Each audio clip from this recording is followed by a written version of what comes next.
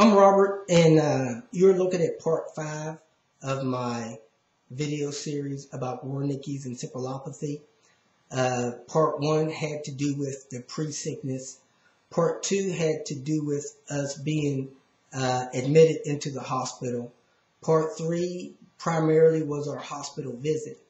Part 4 was mainly our discharge from the hospital. And I'm about to talk about part 5, which is, the beginning of our new life. At this point, we were home. Today's Saturday, and we are starting our new life together. I really had no real understanding of the sickness other than my wife was suffering short-term memory loss. The doctors had no real input as to a recovery process. They clearly stated and told me that there was nothing else that they could do to help her. There was no surgery, there was no medicine, but they told me that she needed to take this vitamin B1 every day, twice a day, until her liver recovered to a position that would allow her liver to begin to process that vitamin back to her brain. They basically said, let her take the vitamin forever. There's no harm to it. It'll only be good. So we were coming to the position where I had to decide how much I could work, had to monitor if I could leave her home or not, and also had to deal with the facts about, learning what is really going wrong with her and what's her condition like.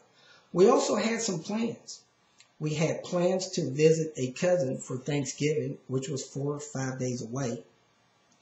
We had plans for me to go on a business trip and her to accompany me to this trip in the latter part of January. And we had already prepaid for a cruise vacation that started February 14th. So there's other obligations and things that was in my life primarily, and I had to make a decision.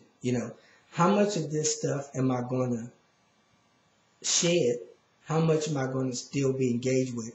How much am I going to let my wife's alcoholism affect the rest of my life, and whether or not I'm going to keep obligations that I had, or whether or not I'm going to forsake all for her.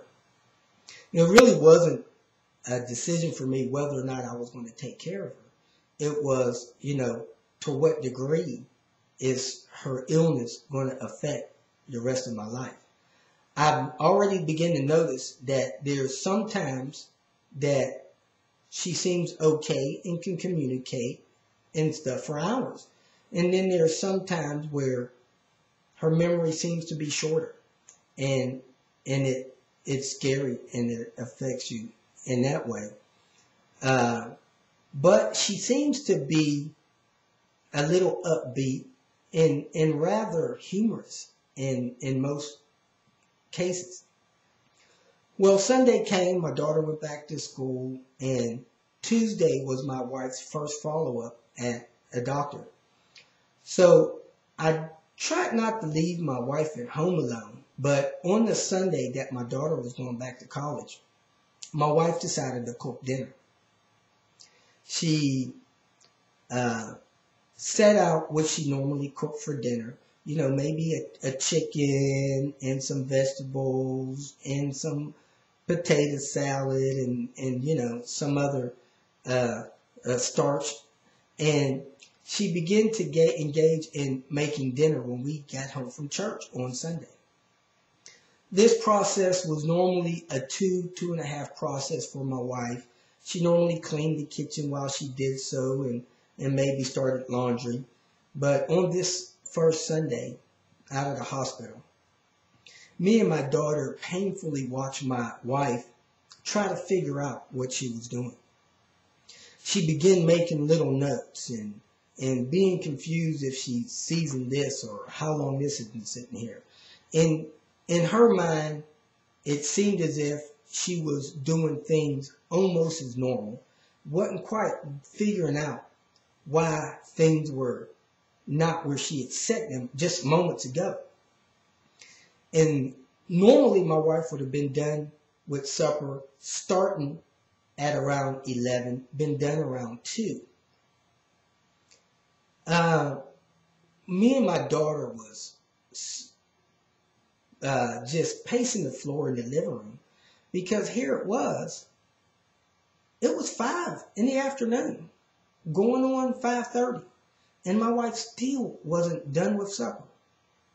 Things in the kitchen were everywhere. There was notes everywhere, and we finally basically had to put her out of her misery, per se.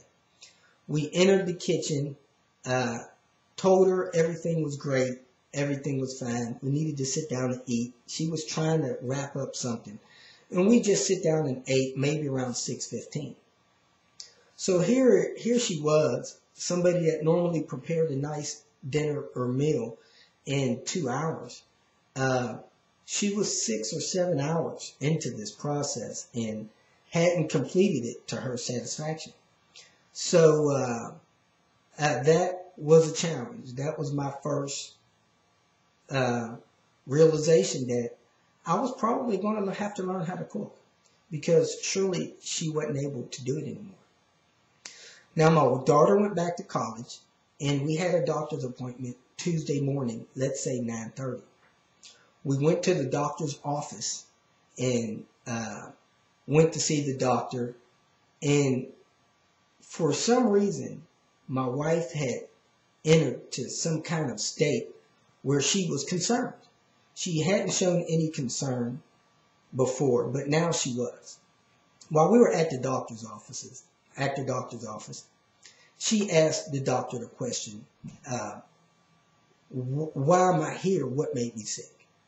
He answered the question. She asked another question, something along the lines of, so how often am I going to have to come see you? And he answered the question. She asked the question, is there some medication I need to take? And he answered that question. And then she asked the question of, how quick will I recover? And he wasn't familiar with her mental challenges, only her liver challenge. And he said, your liver is already bouncing back. It'll bounce back fine.